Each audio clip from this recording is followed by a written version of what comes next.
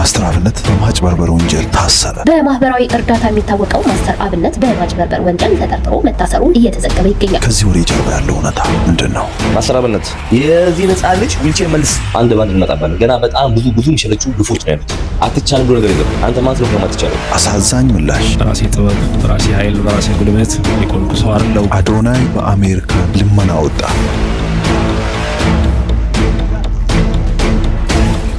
ምላሽ ሰጠ።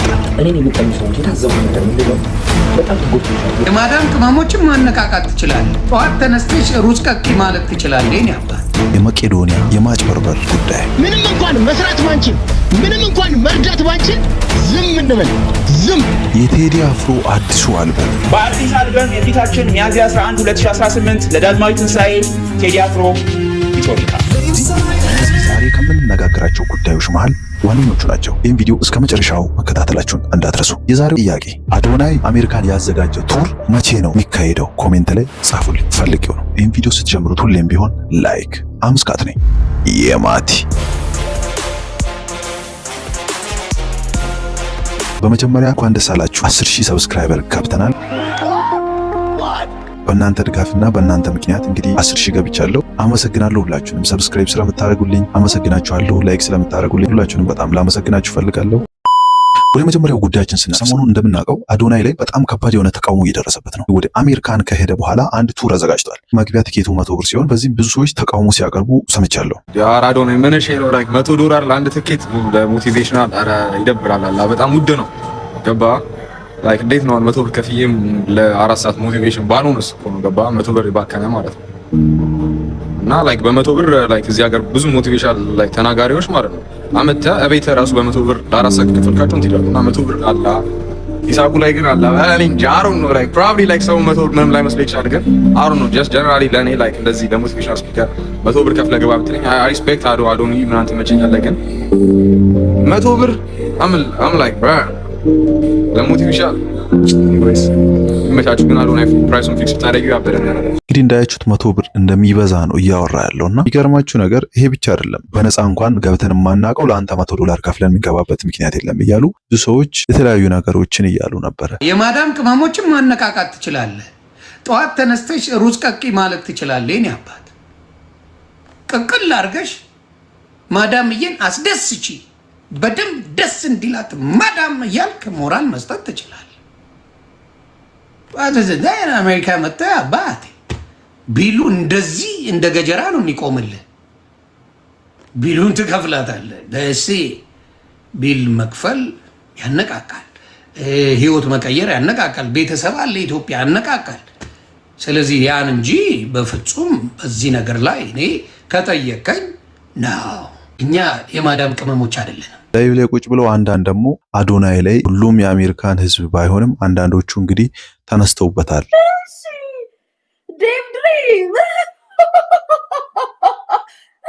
ወይ ቲክቶክ ጋይስ እኛ ብቻ ነን እንዲያነቃቂ ያሉን ነው።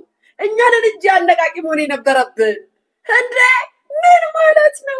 ዲያስፖራ ቢፎር ካናዳ ዲያስፖራ የነበረ ሰው ከአንድ ኢትዮጵያ ኑሮ ከዛም በኋላ 5 ሚሊዮን ፎሎወር ከዛም አሜሪካ ከዛም በኋላ አነቃቂ መምህር። እሺ ያምርሽን ነው ይሄን ያህል አይምሯችሁ እብሯል እንዴ? አልገባኝም። እንዴት ነው አነቃቂ ትነቃቃላችሁ ስትባሉ እሺ ብላችሁ የምትሄዱት? ይሄን ያለው በዚህ ሰዓት ብዙ ሰዎች እየተቃወሙት ነው። የተለያዩ ኮሜንቶችን ነው እየሰጡ ያሉት። በዚህ ሰዓት አዶናይ አሜሪካ ያሉ ሰዎችን ላንቃችሁ ነው ያላቸው ነው። እውነቱም ነው። አልነቃችሁም። አሜሪካ ያላችሁ ካናዳ ያላችሁ ሰዎች ገና እንደጀዘባችሁ ነው። እዚህ እንዳላችሁ ሰዎች ናቸው። አልነቃችሁም። ኢዴቶች ናቸው። በዛሬ አመት ነው 2 አመት በፊት ቸግሮኛል ጎዳና ልወጣ ነው ብሎ አንበሳው ምንም ገንዘቡን አሰባስባችሁለት መልቲ ሚሊዮነር አድርጋችሁት ነበረ። ከዛ እኔ ቸግሮኝ አይደለም እናንተ ላካልል ፈልጌ ነው አላችሁ። ስቃዋችሁ አለፋችሁ። ሞኝ ስለሆናችሁ እውነቱን ነው። እኔ አሁን እዚህ ጋር የልጁ ጥፋት ምንድን ነው? እያታለላችሁ ስለነበረ አሁንም ደግሞ መጥቷል። ከነ መማር ጋር ሆኖ ሌላ ማታለል ውስጥ ነው። ከዚህ በፊት ያሳለፈውን የአዶናይን ታሪክ በእርግጠኝነት ያውላችሁም ታውቁታላችሁ። ካናዳ በነበረበት ታይም ምን አይነት ላይፍ ሲያሳልፍ እንደነበረ እንግዲህ አንዳንድ ኢንተርቪዎች ላይም ቀርቦ አዶናይ በራሱ አንደበት ተናግሮ ነበር። አንዳንዶቻችንም በእርግጥ እናውቀዋለን ብዙ ነገሮችን እንዳሳለፈ። ታዲያ ያን ያለፉ ታሪኮችን እያነሱ የአዶናይን ቅስም የሚሰብሩ ነገሮችን ሲናገሩ ሲያወሩ መመልከት ይችላል።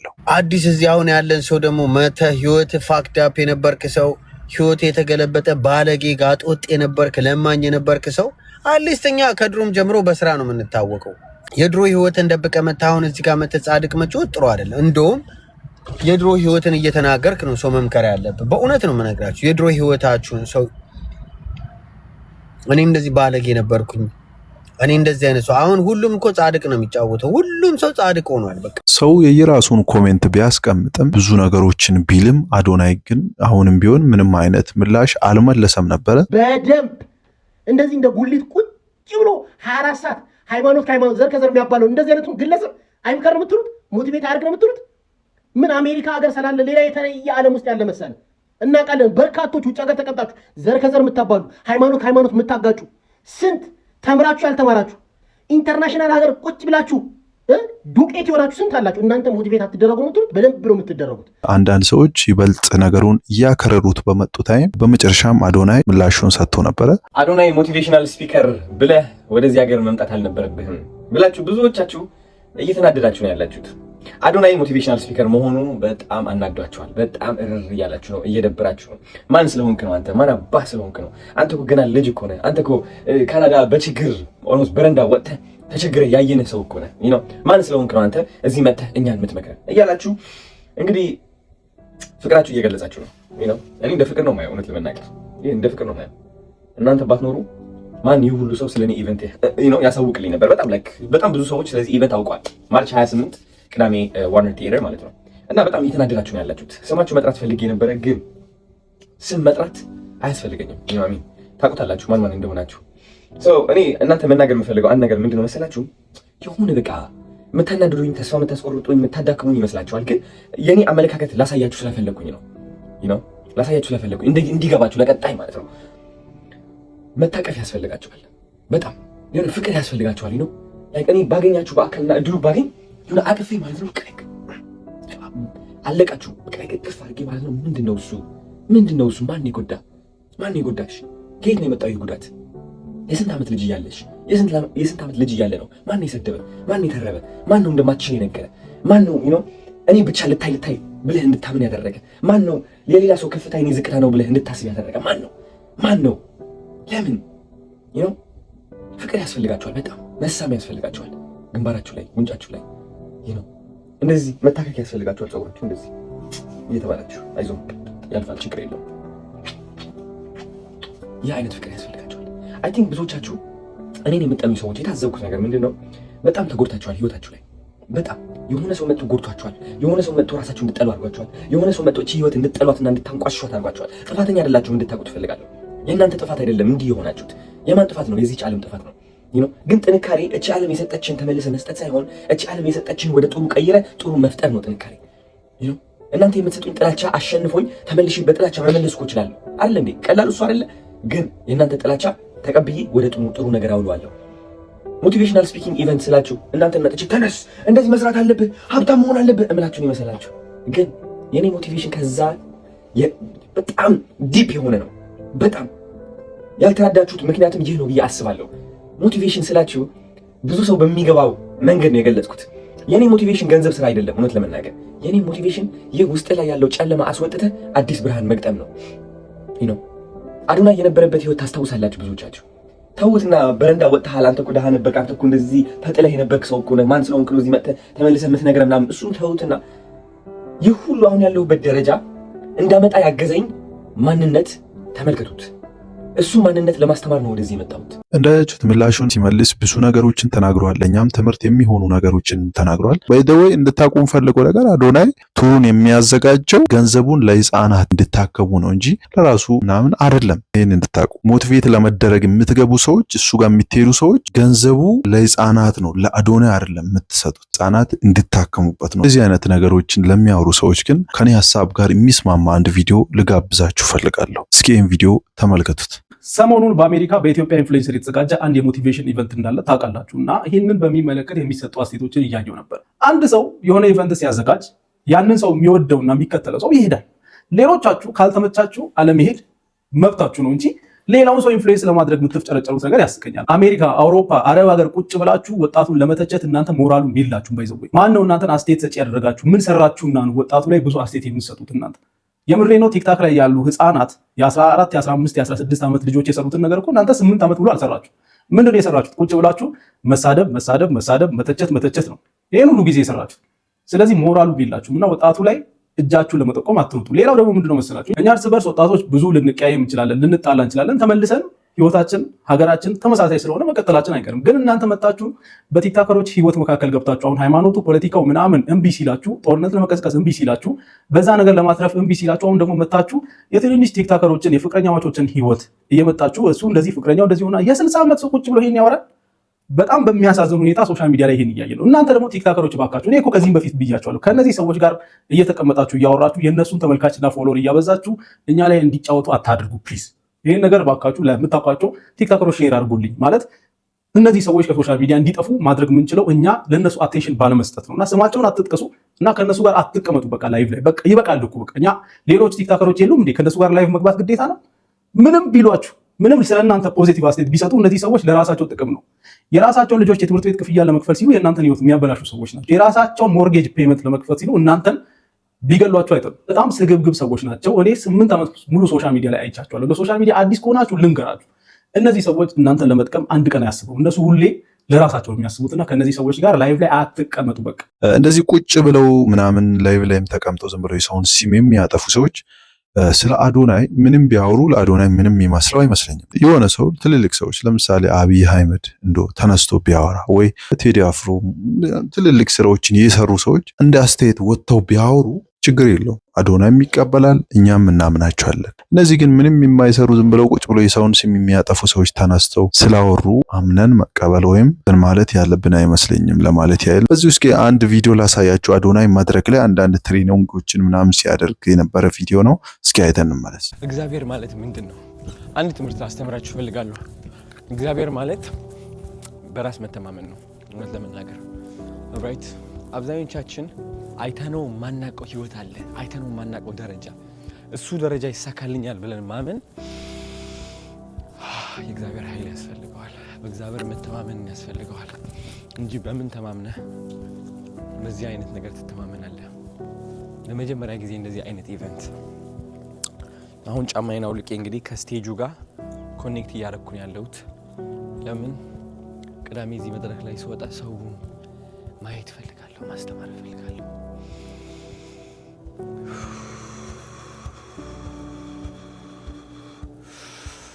ትከሻን ወደ ኋላ ታደርጋለህ፣ ደረትህን ነፋ ታደርጋለህ።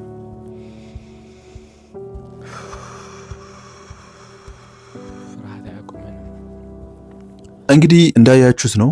እግዚአብሔር ይርዳው ነው የምንለው። እስኪ እናንተ ምን ትላላችሁ? ኮሜንት ላይ ያላችሁን ጥሩ ምኞታችሁን ጻፉልኝ። ሌላው ሰሞኑን በጣም አነጋጋሪ ከሆኑ ነገሮች መሃል የመቄዶንያ ጉዳይ ነው። ሰደባችሁት አሉ፣ አንቋሸሻችሁት አሉ፣ የጨርቅ ኮፍያውን ተጠቅማችሁ ተሳለቃችሁበት አሉ። አው ልክ ናችሁ። አታዩትም? በጣም ደልቦ በጣም ተስማምቶት። ምክንያቱም እናንተ እንደምትሉት የመቄዶንያን የእርዳታ ብር ስለሚበላ አይደለ? ለነገሩ ዓለም ልምዷ ነው ወርቅ ላበደረ ጠጠር መስጠቷ። በስሜት ተነስታችሁ ብሩን የታደረጋችሁ ምን አደረጋችሁ ከማለታችሁ በፊት ብሩ ምን ላይ እየዋለ ነው ብላችሁ ጠጋ ብላችሁ መቄዶንያ ውስጥ የሚሰሩ ስራዎችን አይታችሁ ጎብኝታችሁ ታውቃላችሁ?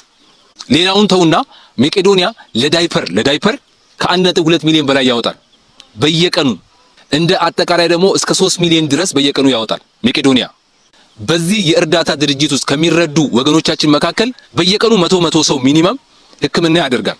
ሲቀጥል መቄዶንያ ምን ያህል ቅርንጫፍ ነው ያለው? ወደ 56 የሚያህል ቅርንጫፎች አሉ። በዚህ ዓመት ብቻ የተከፈቱ ወደ 14 የሚጠጉ አሉ። የህንፃ ግንባታ እየተደረገላቸው ያሉ በተለያዩ ክልሎች ላይ የሚሰሩ ወደ 14 የሚጠጉ አዳዲስ ቅርንጫፎች አሉ የመቄዶንያ። አጠቃላይ ቅርንጫፎቹ ወደ 56 ናቸው። በእነዚህ ሁሉ ላይ እኮ ወጪ አለ። ሌላው መቄዶንያ እያስገነባ ያለውን ወደ 15 ወለል የሚጠጋውን ሆስፒታል ረሳችሁት? በየቀኑ እስከ 3 ሚሊዮን የሚያወጣውን ወጪውን ሳይጨምር ለዳይፐር እኮ 1.2 ሚሊዮን በየቀኑ ይወጣል መቄዶንያ ላይ። ወደ 3000 የሚጠጉ እኮ የአልጋ ቁራኛ ከአልጋ ማይነሱ የሰው ድጋፍ የሚያስፈልጋቸው ወገኖቻችን እኮ አሉ መቄዶንያ ላይ። የነሱን ዳይፐር ሳይጸየፏቸው ሽንታቸውን ሰገራቸውን እየጠረጉ ከወገኖቻቸው ጋር ደፋ ቀና የሚሉ እነዛን ሳስባችኋል። ለነገሩ ቁጭ ላለ ሰማይ ቅርብ ነው ይባላል። እባካችሁ አንዳንድ ሰዎች ማለት ነው ወይ አትሰሩ ወይም የሰራን ሰው አታሰሩ። መስራት ካልቻላችሁ እባካችሁ ብትችሉ ዝም ማለት እኮ ራሱ ትልቅ ነገር ነው። እናም በዚህ ልክ አፋችሁን ቢኒያም ላይ ከፈታችሁ እንደው ቢኒያም ምን ትላችኋለህ ብዬ ብጠይቀው እንዲህ ሚላችሁ ይመስለኛል።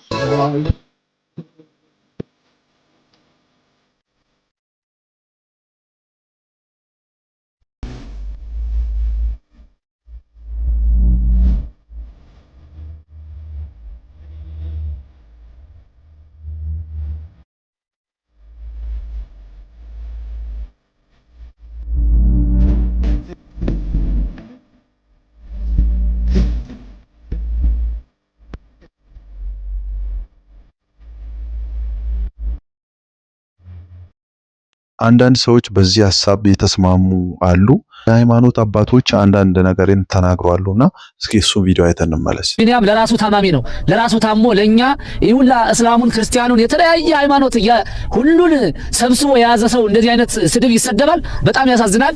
የመቄዶንያ ማገዝ እናንተ ላይ አላህ ግዴታ ነው ያደርገው። ሰር ቢኒያም በለጠ እግሩን ወንበር ላይ ተደግፎ ለስሙ መልበስ ሳይፈልግ የኛን መልበስ እየፈለገ ስለኛ እየቃተተ በጎ እየሰራ እውነተኛው ኢትዮጵያዊ ውሸተኛ ነው ማለት ምን ማለት ነው? እስቲ ነው ይሄ ለህሊናችሁ ራሱ ህሊናችሁ እውቀታችሁ እግዚአብሔር በእውነት ነው ልቦና ይፍታችሁ እንጂ እኔ ሌላ ምንም አይደለም። በጣም ቃል ያጥረኛል ለመናገር እንዲህ በቃ ነው።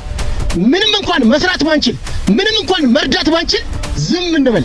ዝም እንደዚህ አይነት እርዳታ የሚሰሩ ሰዎችን አንዳንድ መረጃዎችን ህዝቡ ማወቅ አለበት። ምክንያቱም ገንዘቡ ከህዝቡ ነው የሚወጣው። ስለዚህ ምን እየተካሄደ እንዳለ ለምሳሌ ባለፈው በሳይፎን ኢቢኤስ ላይ የተሰባሰበውን ገንዘብ ከምን እንደደረሰም እንደተደረገ አናውቅም። ከዚህ በኋላ ባለውም ህዝቡ ገንዘብ ከሰጣችሁ በኋላ እንዲህ አድርገናል ብላችሁ ያለውን ነገር ብታሳውቁን በሚል ብቻ ሀሳቡ ላይ የተስማሙ አንዳንድ ሰዎች አልጠፉም። በመቄዶንያ እና በሌሎች እርዳታ ድርጅቶች ላይ ሰሞኑን እዚህ ሶሻል ሚዲያ አካባቢ ሲናፈስ የነበረው ነገር የተነሳው ጥያቄ ትክክል ነው ብዬ ነው የማስበው። ምክንያቱም ከተነሱ ሀሳቦች መካከል የሁለቱን እንኳን ብናየው የመጀመሪያው እንደዚህ መቄዶንያ ያሉ የእርዳታ ድርጅቶች ከልመና ይውጡ ነው። ሙሉ ለሙሉ ከልመና መውጣት አይችልም። ቢያንስ የሆነ ገቢያቸውን ራሳቸው ያመንጩ ነው። ይሄ ሀሳብ መቄዶንያን ከመጥላት ወይንም ክፋት ከማሰብ የመነጨ አይደለም። እንዳውም እኔ መቄዶንያን የሚወዱ ሰዎች ናቸው ነው የምለው።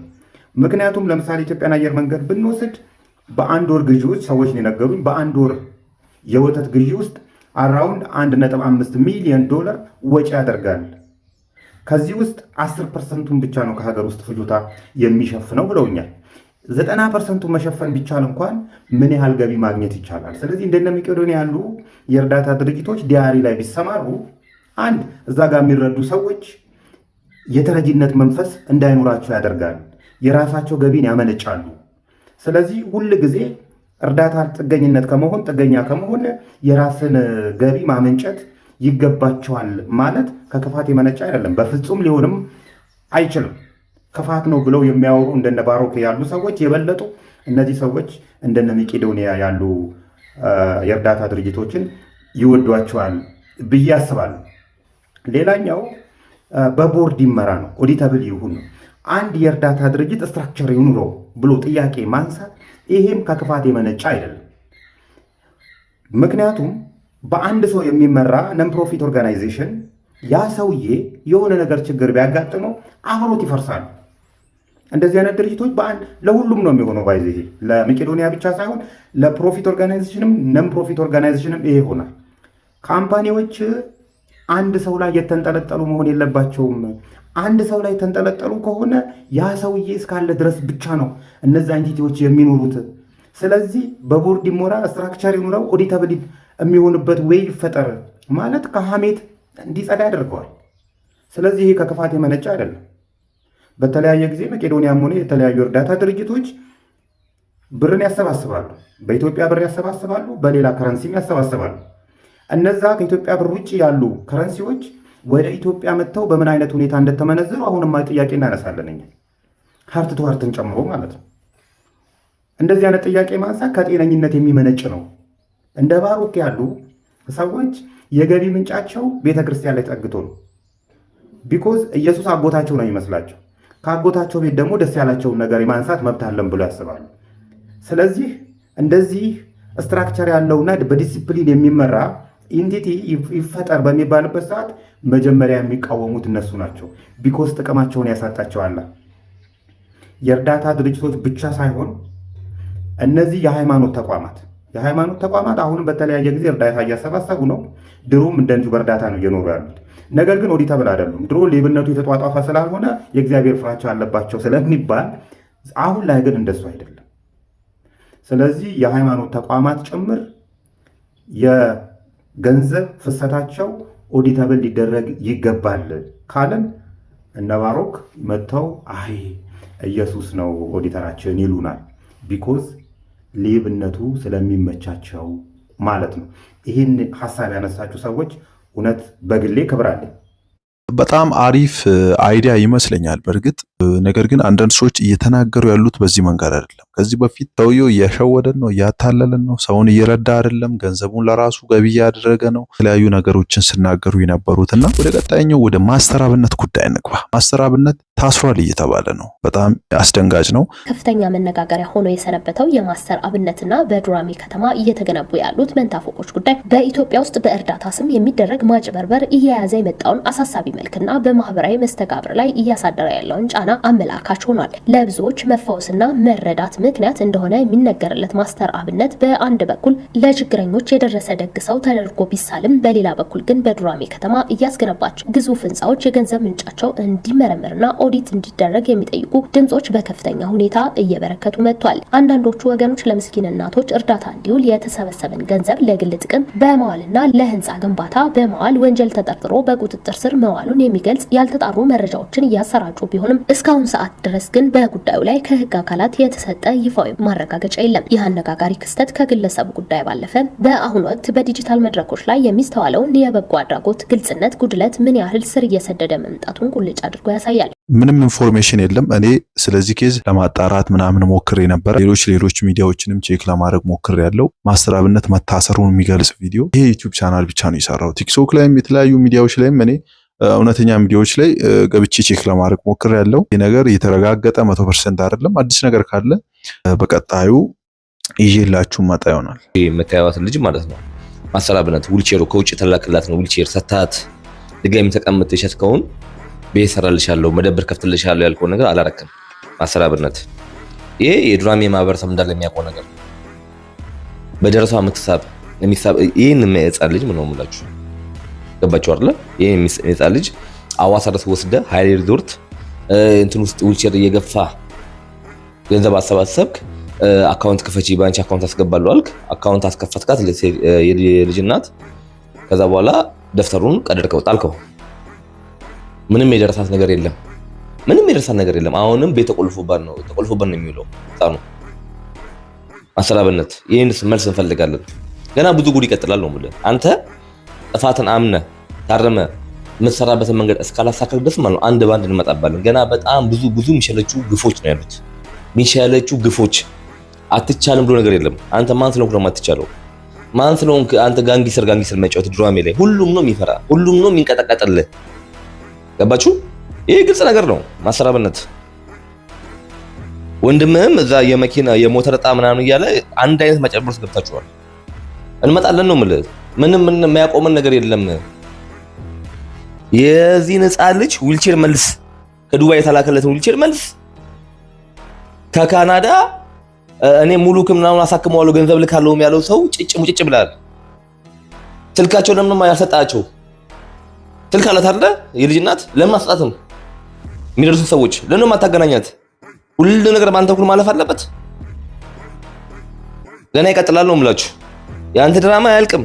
ይሄ ሰው እንግዲህ ባለፈው ይሄን ግርግር ቀድሞ ያስጀመረው ስለ መቄዶንያም እንዲሁም ስለ ማስተር አብነት ብዙ መረጃዎች አሉኝ እያለ ቲክታክ ላይ ነገሩን እንዲባባስ ያደረገው ይሄ ሰው ነውና ከባድ እስኪ ይህን ቪዲዮ አይተን እንመለስ። እዚህ ጋር የመቆሜ ምክንያት የእግዚአብሔር ቸርነት፣ የእግዚአብሔር ምሕረት፣ የእግዚአብሔር በጎነት በእኔ ላይ ስለበዛ የኢትዮጵያ እናቶች፣ አባቶች፣ ሕፃናት፣ አዋቂዎች በእግዚአብሔር ፊት በአንድ ልብ ዝቅ ብላችሁ የለመናችሁትን ልመና እንባችሁን እግዚአብሔር አይቶ ልጄ ቁም ብሎ በሁለት እግር እንዲቆም እድል ሰጥቶኛል።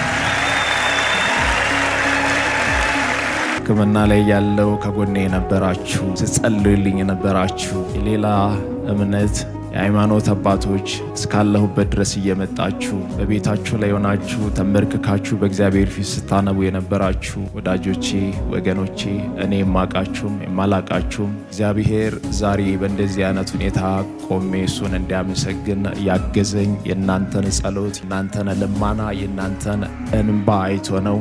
እግዚአብሔር የጸሎታችሁን ምላሽ መልሷል። እግዚአብሔር ክብሩን ይውሰደው። አይመስልም እንዲህ የሚቆም አይመስልም ለዚህ ደረጃ የሚደርስ በቃ አበቃ ስል እግዚአብሔር አዲስ እያደረገ እግዚአብሔር አቁሞኛል። እንዴት ቆምክ ካላችሁ እውነቴን ነው የምላችሁ፣ እግዚአብሔር ነው ያቆመኝ። በራሴ ጥበብ፣ በራሴ ኃይል፣ በራሴ ጉልበት የቆምኩ ሰው አይደለሁም። ያቆመኝ፣ የደገፈኝ፣ ያበረተኝ እግዚአብሔር አምላክ ነው። የቀረውንም የሚፈውስ አጥንትን በአጥንቱ የሚቀይር ደምን በደሙ የሚቀይር እሱ ነው። ይህ ዓመት ለእኔና ለቅርብ ወዳጆቼ እጅግ በጣም ከባድ ፈተና የበዛበት ዓመት ነበር። እግዚአብሔርን ጠየቃችሁት፣ እግዚአብሔር ደግሞ ለጸሎታችሁ ምላሽ ሰጣ።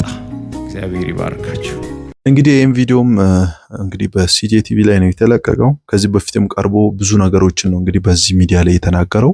አሁንም እስኪ ይህም ቪዲዮ ደግሞ በድጋሚ አይተን እንመለስ። ብዙ ፈተና፣ ብዙ መከራ፣ ብዙ ስቃይ፣ ብዙ ችግር ውስጥ አጠገቤ ለእግዚአብሔር ሰው ሰጥቶኝ ነበር። ሆስፒታል ውስጥ ያንን ሁሉ መከራ ሲያሳልፍ በዚህ ሁሉ መከራ ጊዜ እግዚአብሔር ጥሩ ወዳጆችን ሰጥቶኛል። ከነዛ ሰዎች አንዱ እኔ ዳድ ብዬ ነው የምጠራው አፖስትል አንድም ቀን ሆስፒታል ቀርቶ አያውቅም። ፕሮግራም አርፍዶ ከሆነ እኔ ጋር ነበር። ህመሜን እያወቀ ቁስሌን ሳይጠየፍ ሰውነቴን ይዞ ይጸልይልኝ ነበር። እኔ አላደርግም እሱ ያደረገውን ነገር። እንደው እግዚአብሔር እድሜ ዘመኔን ይባርከው። ዝቅ ብሎ እጁ ምግብ ይዞ ሆስፒታል መጥቶ አይቶ ነው የሚያውቀው ህመሜን። እንዲህ አይቶኝ ምግብ እያበላኝ ቀንና ማታ አገር ውስጥም ከአገር ውጭም ባደረግኩት ሕክምና እስከ መጨረሻው ድረስ ከጎኔ ያልተለየም። እግዚአብሔር ከአንተም ጎን አይለይ ለዘላለም። ዛሬ እያመመህ ነው ይለኛል። ያን ቀን ታምሜያለሁ። እኔ ፊቴን አይቶ ያውቃል። ሰውነቴ መልኬ ሲቀያየር፣ መቀመጥ ሲከብደኝ፣ መናገር ሲከብደኝ አንዳንድ ሰዎች ከቆይታ በኋላ ነው የሚያውቁት። እሱ ግን ገና ፊቴን እንዳየ ዛሬ እያመመህ ነው፣ ዛሬ ምንድን ነው? አይዞ የሚል ሰው እግዚአብሔር ይስጣችሁ። ብላ የተባልኩትን ምግብ ባለቤቱን እግዚአብሔር ይባርካት ከቤታቸው ማር እየመጣልኝ ሆስፒታል ውስጥ ማር ነበር የሚበላው። በመከራ ጊዜ በብቸኝነት ጊዜ አለውልህ የሚል ወዳጅ እግዚአብሔር ይስጣችሁ። አለውልህ ወንድሜ አይዞ ይለኝ ነበር። የሕክምና ሁኔታ በጣም እየተወሳሰበ ሲመጣ አይዞ አለውልህ እኔ ወንድምህ፣ እሱ ለእኔ ወንድምም አባትም ወዳጅም ሁሉ ነገር ሆኖ አጠገቤ ላይ ቆሞ ዛሬ ለምስጋና እንዲቆም እግዚአብሔር ከሱ ጋር ሆኖ ብዙ መልካም ነገር ሰርቷል። እግዚአብሔር ስም የተመሰገነ ይሁን። ስለዚህ ማስተር አብነት አልታሰረም። ዝም ብላችሁ ያለ መረጃ ታስሯል እያላችሁ ዩቲዩብ ላይም የተለያዩ ሚዲያዎች ላይ የሚሰሩ ሰዎች እግዚአብሔር 1 2 3 አይደለም 5ም ልቦና ይስጣቸው ነው የሚለው። ስለዚህ ማስተር አብነት አልታሰረም። ምንም የታሰረበትም የሚታሰርበትም ምክንያት የለም። ያጨበረበረንም ነገር የለም። የሰው ወሬ ነው። እስካሁን ድረስ በቂ የሆነ መረጃ የለም። እኔ በበኩሌ ውሸት ነው ብዬ ነው ማምነው። እናንተስ ምን ትላላችሁ? ኮሜንት ላይ ሐሳባችሁን በማስተር አብነት ኬዝ አስቀምጡልኝ። ቀጣይኛው ደግሞ እንግዲህ እንድናወራ የፈለኩት ኬዝ እንግዲህ ስለ ቴዲ አፍሮ ነው። ቴዲ አፍሮ ከ8 ዓመታት በኋላ አልበም ሊለቅ ነው። እስኪ ይህን ቪዲዮ አይተን እንመለስ። በአዲስ አልበም የፊታችን ሚያዝያ 11 2018 ለዳግማዊ ትንሣኤ ቴዲ አፍሮ ኢትዮሪካ የኢትዮጵያና አፍሪካንስን በማዋሃድ ኢትዮሪካ ተብሎ የተሰየመው የቴዲ አፍሮ 6ኛው የሙሉ ሰዓት የስቱዲዮ አልበም የፊታችን ሚያዝያ 11 2018 ዕለተ እሑድ ለአድማጭ የሚደርስ ይሆናል። በርከት ያሉ ወጣት አቀናባሪዎች ተሳትፈውበታል። ግጥምና ዜማዎቹ በራሱ በቴዲ አፍሮ ተደርሰዋል። የመጀመሪያ አልበሙ አቡጊዳ ያስተሰርያል ቁርሰውና ኢትዮጵያን ተከትሎ የሚወጣው ኢቶሪክ አልበም ለቴዲ ከ9 ዓመታት በኋላ የሚመለስበት ስራው ይሆናል። የሚወጡ ተጨማሪ መረጃዎችን ለማግኘት ይህንን ገጽ መከተል አይርሱ። እንግዲህ እንዳያችሁት ነው በዛ ሶሻል ሚዲያ ላይ በጣም በሰፊ እየተናገረና እየተወራ ያለ ኬዝ ነውና ቴዲ አፍሮ በመጨረሻም አልበም ልለቅ ነው። በሱ ኬዝስ ምን ተሰማችሁ? ሀሳባችሁን ኮሜንት ላይ አስቀምጡልኝ። የዛሬው ቪዲዮን ይመስላል። በመቀጠል አዳዲስ ነገሮች ካሉ እንደተለመደው ይችላችሁ ማጣ ይሆናል። አምስካት ነኝ የማቲ ቴንክ ዩ ፒስ